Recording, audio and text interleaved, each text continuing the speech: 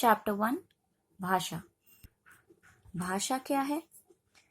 भाषा एक ऐसा माध्यम है जिसके द्वारा हम अपने विचारों को दूसरों तक आसानी से पहुंचाते हैं।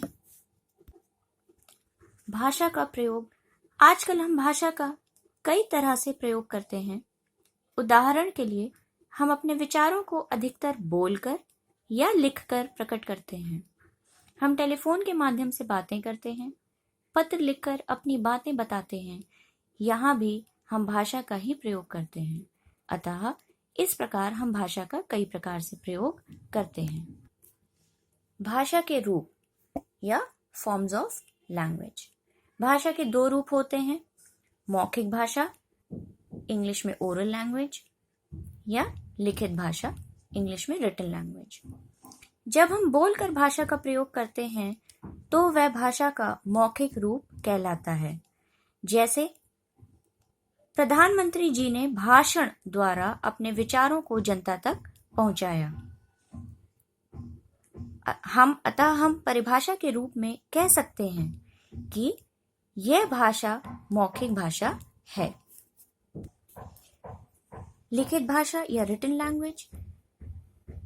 जब हम अपने मन के भावों को लिखकर दूसरों के सामने प्रकट करते हैं तो भाषा का लिखित रूप कहलाता है। उदाहरण के लिए पुस्तक, समाचार पत्र आदि। लिखित भाषा ही स्थायी भाषा होती है। भारतीय भाषाएं। भारतीय संविधान के अनुच्छेद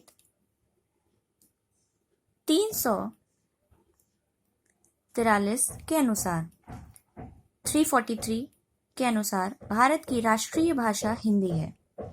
इस भाषा को 14 सितंबर 1949 को राष्ट्रीय भाषा के रूप में स्वीकार किया गया है। भारत में भी अनेक भाषाएं बोली जाती हैं। इन भाषाओं में से 22 भाषाओं को संविधान द्वारा मान्यता प्रदान की गई है, जैसे हिंदी, संस्कृत, पंजाबी इत्यादि। बोली या इंग्लिश में डायलेक्ट। बोली क्षेत्रीय भाषा होती है। बोली का एक अपना सीमित क्षेत्र होता है। केवल उस क्षेत्र में रहने वाले लोग ही उसे बोल और समझ सकते हैं, जबकि भाषा एक विस्तृत क्षेत्र में बोली जाती है। भारतवर्ष में लगभग 1652 भाषाएं बोली जाती हैं। भाषा और बोली में अंतर निम्नलिखित रूप से प्रकट किया जा सकता है। ये है भाषा और बोली में जो अंतर है। कौन सी भाषा किस प्रांत या राज्य में बोली जाती है, इसका ज्ञान होना बहुत जरूरी होता है। भारत के राज्यों में बोली जाने वाली भाषाएं। ये आपके प्रांत हैं, जैसे गोवा। गोवा में बोली जाने वाली भाषाएं कौन सी हैं? मराठी, कोंकणी, पुर्तगाली, अंग्रेजी। इसी प्रकार से केंद्र शासित प्रदेशों में बोली जाने वाली भाषाएं भी हैं, जैसे दादरा एवं नागर हवेली में हिंदी, गुजराती, मिली और भिलोदी।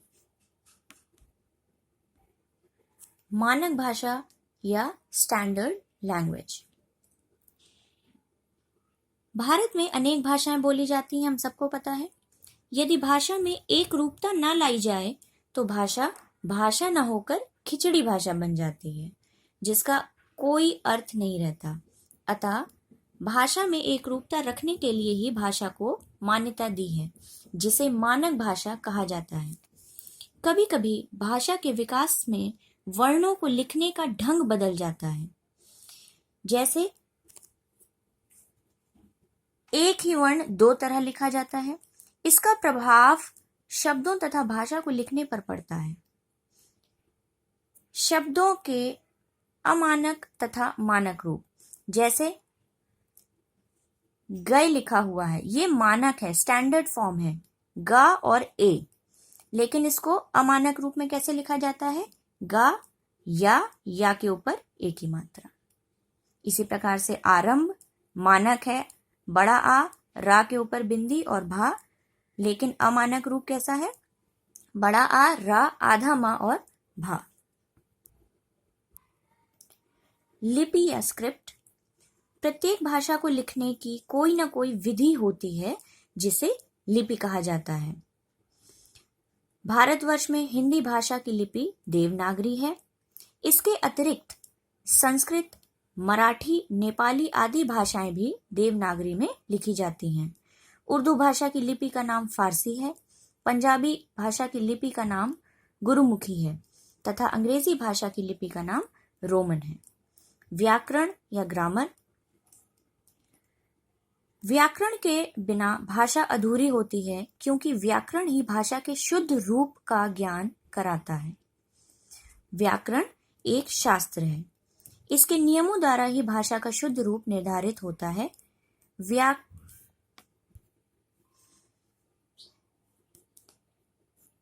व्याकरण को मुख्य रूप से 3 भागों में विभाजित किया गया है: वर्ण विचार, शब्द विचार, वाक्य विचार। वर्ण विचार या फोनोलॉजी, वर्ण विचार से हमें वर्णों के उच्चारण और बनावट का ज्ञान प्राप्त होता है। शब्द विचार मॉर्फोलॉजी, इसके द्वारा हम शब्दों की बनावट, शब्दों की उत्पत्ति तथा शब्दों के भेदों के बारे में ज्ञान प्राप्त करते हैं। वाक्य विचार दैट इज सिंटैक्स, वाक्य विचार से हम वाक्य के भेदों, वाक्य के प्रयोग तथा रचना आदि के बारे में ज्ञान प्राप्त करते हैं, जिनका विस्तार पूर्वक अध्ययन हम अगले अध्यायों में करेंगे।